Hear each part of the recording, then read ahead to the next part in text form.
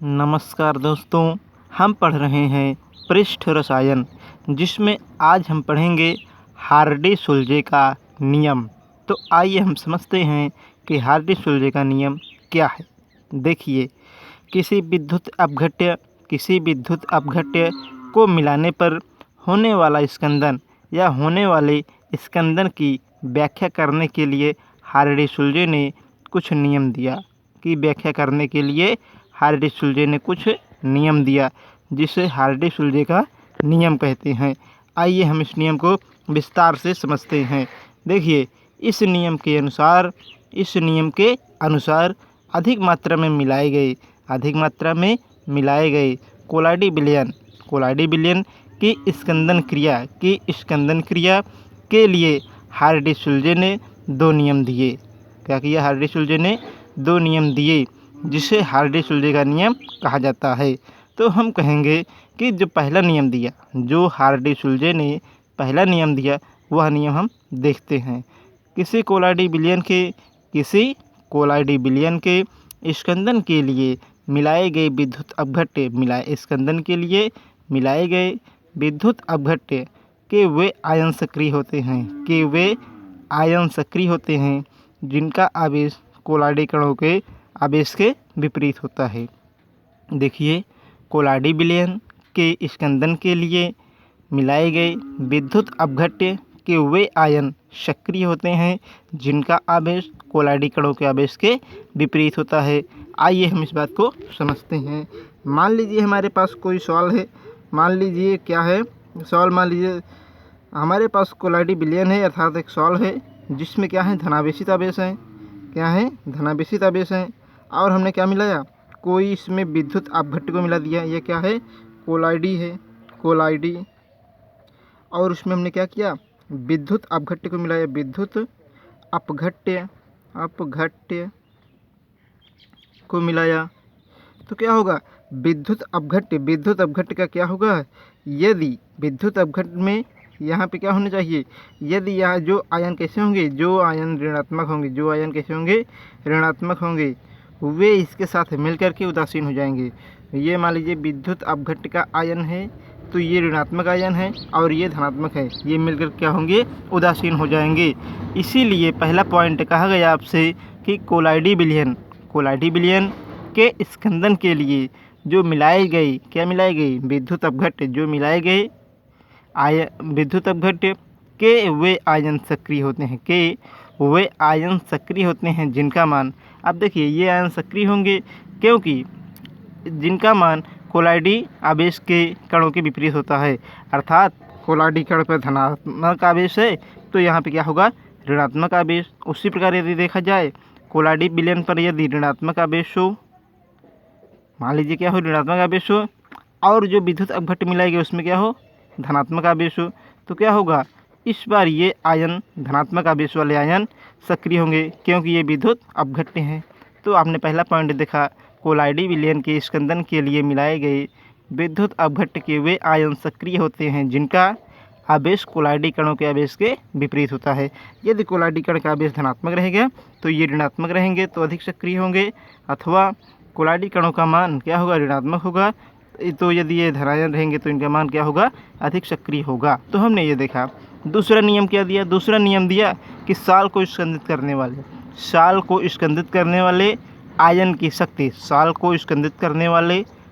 की शक्ति उसकी संयोजकता पर निर्भर करती है। समान संयोजकता वाले आयनों की स्कंदन करने की शक्ति क्या होती है, समान होती है या समान मात्रा में होती है। और अधिक जो विद्युत अपघट्य मिलाए गए हैं, यदि उसमें संयोजकता क्या है, अधिक है, या अधिक संयोजकता वाले आयन है, तो उसके स्कंदन करने की दर क्या होगी, अधिक होगी। तो हार्डी-सुलज़े के नियमानुसार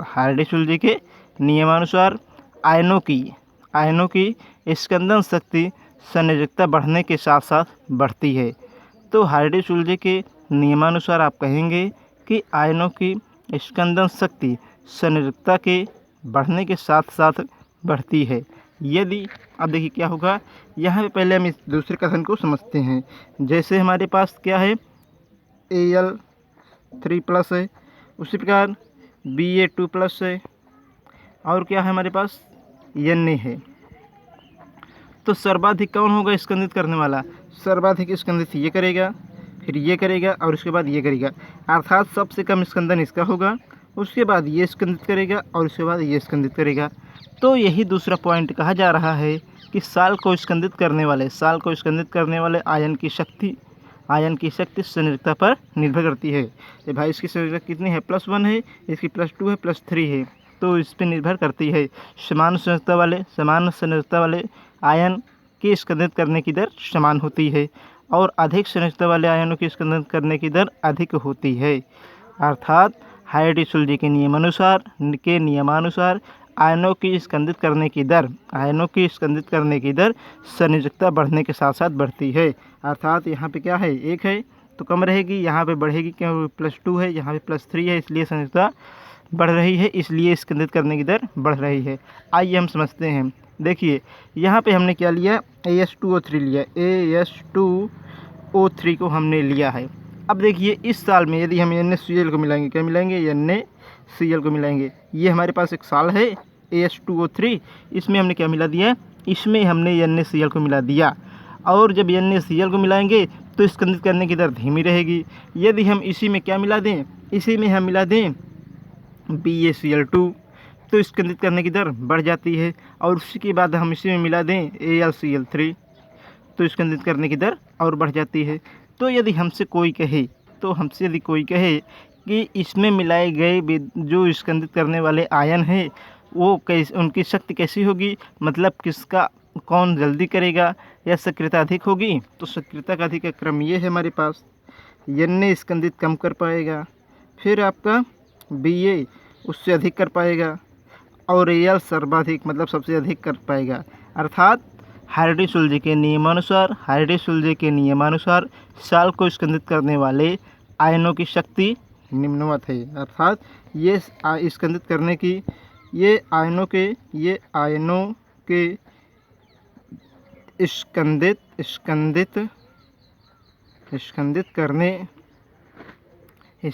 करने का बढ़ता क्रम है। ये आपने देखा हायडी-सुलजे के नियम में। उसके बाद आप कहेंगे आयन ऋणावेशित क्या होगा? ये हमारे पास जो हमने लिया पदार्थ वो कैसा है? आपका ऋणावेशित है, AS2S3 क्या है? S3, सॉरी यहाँ पे क्या कर देंगे आप? S3 ये रहेगा S।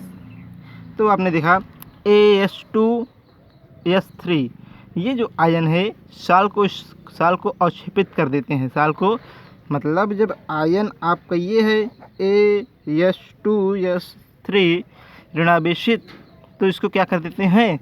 ये अवक्षेपित कर देते हैं। अतः हायडी-सुलजे के नियमानुसार अधिक संयोजकता वाले आयन की शक्ति क्या होती है? अधिक होती है। तो हमने ये देखा। तो जो आयनों का क्रम होगा जो आयनों का स्कंदित करने का क्रम होगा वह हमने देखा। यदि हम चाहें तो कर सकते हैं। यहाँ पर सबसे पहले सबसे ज़्यादा कौन करेगा? यहाँ पर स्कंदित सबसे ज़्यादा स्कंदित करेगा Al, उसके बाद Ba करेगा, और उसके बाद आपका Na करेगा। तो ये भी अब क्या है? ये है घटता क्रम, ये स्कंदित करने का घटता क्रम है। अतः इन आयनों से जो AS2S3 के समान मात्रा में जब हम क्या करेंगे? विद्युत अपघट्य को मिलाएंगे तो इसका घटता हुआ क्रम इसका घटता हुआ नहीं, सॉरी, देखिए हमारे पास क्या है? एक साल है, साल में AS2S3 है, इसमें यदि हम क्या मिलाएंगे? NaCl मिलाएंगे, NaCl और BaCl2 और AlCl3। तो यदि हमसे कोई कहे कि इसमें स्कंदित करने की इस साल को स्कंदित करने की शक्ति का बढ़ता क्रम क्या है? तो शक्ति का बढ़ता क्रम है, पहला ये होगा आपका सबसे कम, दूसरा सर्वाधिक और तीसरा सबसे अधिक। तो ये बढ़ता हुआ क्रम है। तो हमने देखा ये, उसके बाद ये और उसके बाद ये इस साल को ये कम स्कंदित कर पाएगा, ये अधिक स्कंदित कर पाएगा और सबसे अधिक स्कंदित ये वाला कर पाएगा। तो हमने इसको देखा। अब हम आगे बढ़ते हैं और पढ़ेंगे इसमें इसी क्रम में रक्षण और रक्षिकोलाइड। क्या पढ़ेंगे? रक्षण तथा रक्षिकोलाइड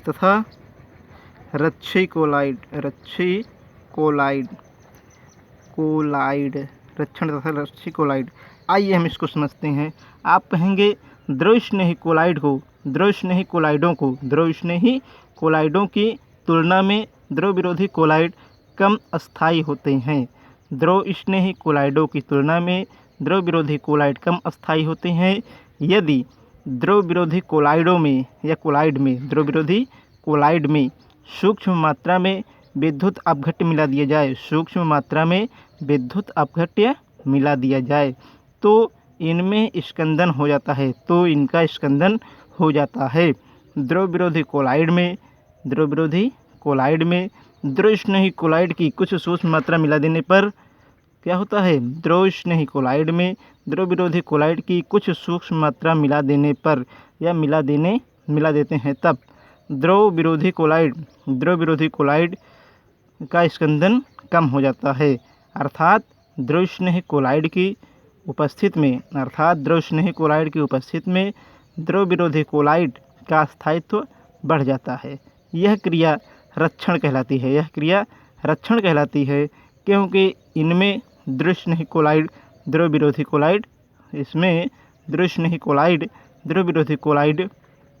कोलाइडों की स्कंदित करने की क्षमता को रोकता है या करने से रक्षा करता है, अर्थात रोकता है। तो द्रवस्नेही कोलाइड को रक्षिकोलाइड कहते हैं। जैसे गोल्ड साल में विद्युत अपघट्य की अल्प मात्रा मिला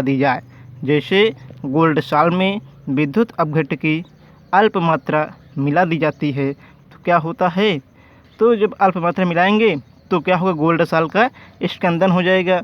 किंतु इसमें जिलेटिन मिला दें या जब इसमें जिलेटिन हम मिला देंगे तो विद्युत अपघट्य मिलाने पर, जब उतनी मात्रा में हम विद्युत अपघट्य मिलाएंगे तब भी उसका स्कंदन नहीं हो पाएगा। अतः जिलेटिन रक्षी कोलाइड तथा गोल्ड साल के लिए रक्षित कोलाइड है। तो आइए हम पुनः इसे समझते हैं एक बार फिर से। आप कहेंगे द्रवस्नेही कोलाइडों की तुलना में द्रव विरोधी कोलाइड कम अस्थायी होते हैं और द्रव विरोधी कोलाइड में सूक्ष्म मात्रा में यदि हम विद्युत अपघट्य मिला दें तो इनमें स्कंदित हो जाता है, तो इनका स्कंदन हो जाता है। द्रव विरोधी कोलाइड में द्रवस्नेही कोलाइड की कुछ सूक्ष्म मात्रा मिला दें। क्या करें हम? द्रव विरोधी कोलाइड में द्रवस्नेही की सूक्ष्म मात्रा को मिला दें। जब इसको हम मिला देते हैं तो क्या होता है? द्रव विरोधी कोलाइड का स्कंदन कम हो जाता है। अर्थात द्रवस्नेही कोलाइड की उपस्थिति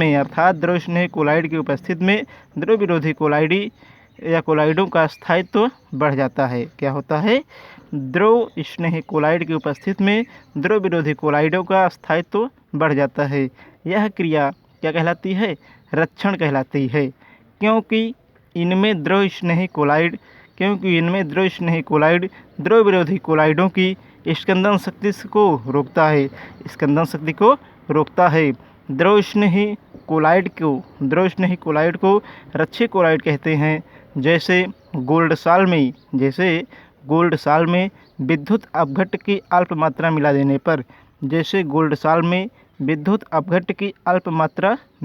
पर जब मिला देते हैं तो क्या होता है कि स्कंदन हो जाता है। किंतु इसमें जिलेटिन पदार्थ को मिला दिया जाए तो विद्युत अपघट्य की उतनी ही मात्रा से उसका स्कंदन नहीं हो पाता। यहाँ पर जिलेटिन रक्षी कोलाइड तथा गोल्ड साल रक्षित कोलाइड है। तो आइए हम इसे समझते हैं। आप कहेंगे यहाँ पर कि हमने क्या लिया? गोल्ड साल लिया। क्या लिया? गोल्ड साल लिया। गोल्ड साल लिया। अब इसमें हमने क्या किया, समान मात्रा में विद्युत अपघट्य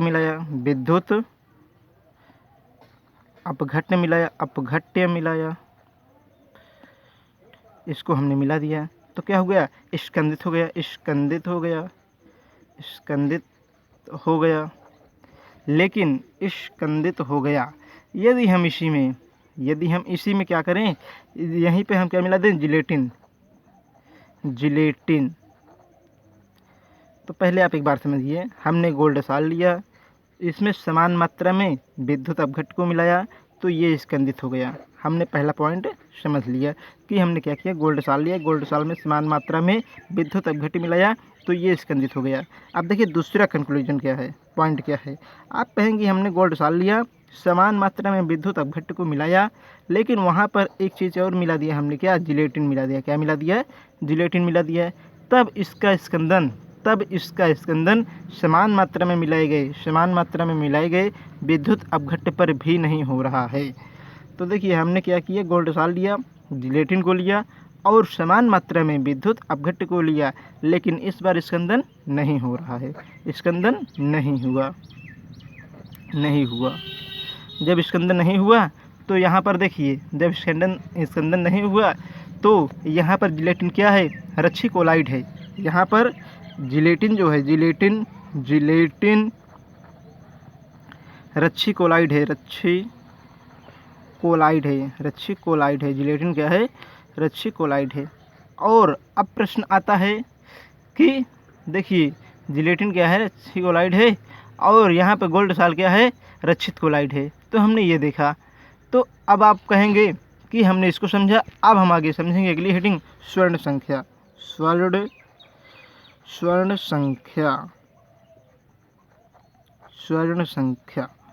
या गोल्ड नंबर, इसको हम समझते हैं। आइए हम इसे समझते हैं, स्वर्ण संख्या। आप कहेंगे रच्छी कोलाइडों की स्कंदन शक्ति को या रच्छी कोलाइड की शक्ति को हम स्वर्ण संख्या कहते हैं। रच्छी कोलाइड की शक्ति को हम स्वर्ण संख्या कहते हैं।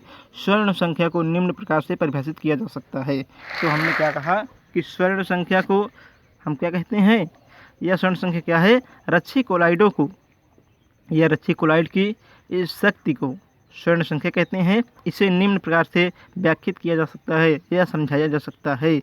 देखिए, किसी द्रव स्नेही कोलाइड की स्वर्ण संख्या उसका मिलीग्राम में वह भार जो गोल्ड साल के 10 ml को 10 मिलीलीटर में उपस्थित होने पर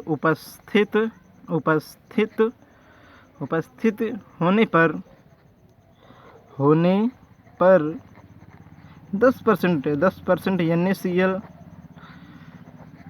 NaCl बिलियन के 1 मिली को डालने पर साल के लाल रंग से नीले रंग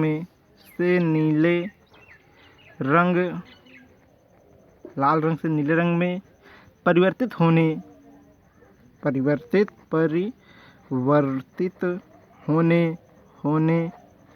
को रोकती है, स्वर्ण संख्या कहलाती है। स्वर्ण संख्या कहलाती है। तो देखिए, आप कहेंगे किसी द्रव स्नेही कोलाइड की स्वर्ण संख्या उसका मिलीग्राम में वह भार जो गोल्ड साल के 10 मिली में उपस्थित होने पर NaCl के 10% बिलियन के 1 मिली को डालने पर क्या होता है, 1 मिली को डालने पर साल के स्कंदन को रोकती है। अर्थात लाल रंग से नीले रंग में बदलने को या बदलने के लिए रोकती है। इसे ही हम क्या कहते हैं, स्वर्ण संख्या कहते हैं। तो हमने ये देखा। और भी चीज़ हम देखते हैं यहाँ पर, अथवा किसी रच्छी क्लोराइड की मिलीग्राम में वह मात्रा, किसी रच्छी क्लोराइड की मिलीग्राम में वह मात्रा, ये आपके लिए आसान है। किसी रच्छी क्लोराइड की मिलीग्राम में वह मात्रा, मिलीग्राम में वह मात्रा जो 10% मिली गोल्ड साल को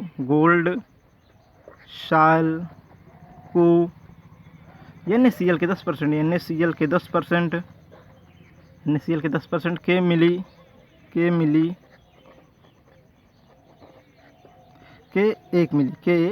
1 मिली बिलियन द्वारा होने वाले स्कंदन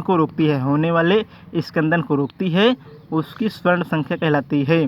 अर्थात किसी रच्छी क्लोराइड की स्वर्ण संख्या जितनी कम होगी, उसकी रक्षण क्षमता उतनी अधिक होगी। अर्थात किसी रच्छी क्लोराइड की स्वर्ण संख्या जितनी कम होगी, उसकी रक्षण क्षमता उतनी अधिक होगी। तो हमने ये देखा। आइए हम देखते हैं गासियस कार्पिल क्या है। गासियस कार्पिल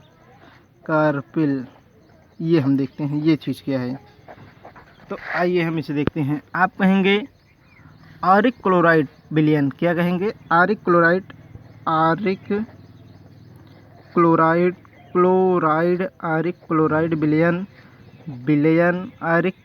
विलयन का बिलियन क्लोराइड या बिलियन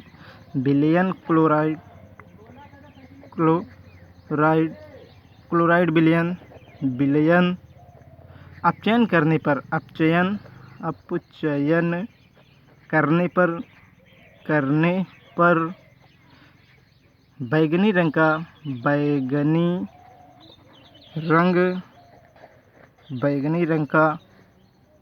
बैगनी रंग का गोल्ड साल बनता है,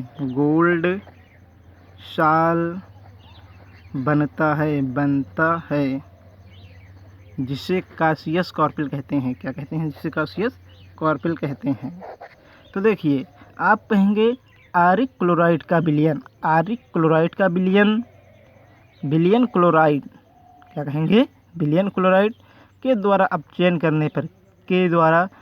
करने पर या स्टेनस क्लोराइड के बिलियन द्वारा अपचयन करने पर क्या होता है? बैगनी रंग का गोल्ड साल बनता है, जिसे क्या कहते हैं? गासियस कार्पिल कहते हैं। आइए हम देखते हैं।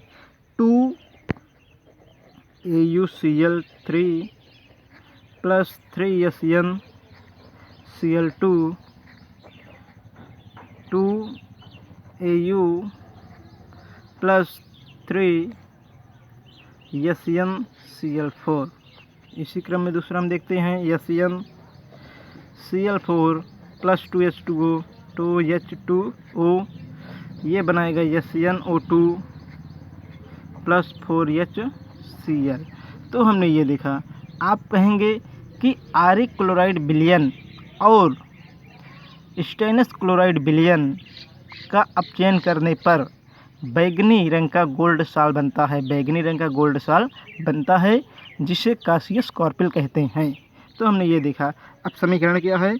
2AuCl3 + 3SnCl2, तो यहाँ पे प्रोडक्ट बनेगा 2Au + 3SnCl4। उसके बाद बनेगा SnCl4 + 2H2O, 2H2O बनाएगा SnO2 + 4HCl। तो दोस्तों, आज के लिए इतना ही। आज जो कुछ भी वीडियो में पढ़ाया गया वह सबसे महत्वपूर्ण है। वीडियो को आप शुरू से लेकर पूरा देखें, और यदि आप बीच से आप देखेंगे, जैसे कुछ भाग को नहीं देखा आपने पृष्ठ रचना के, तो वह आपके समझ में नहीं आएगा। और जो आपको समस्या हो, कमेंट बॉक्स में लिखें, चैनल को देखें, वीडियो को देखें, यदि आपको वीडियो अच्छा लगता है तो चैनल को लाइक शेयर सब्सक्राइब करें। धन्यवाद।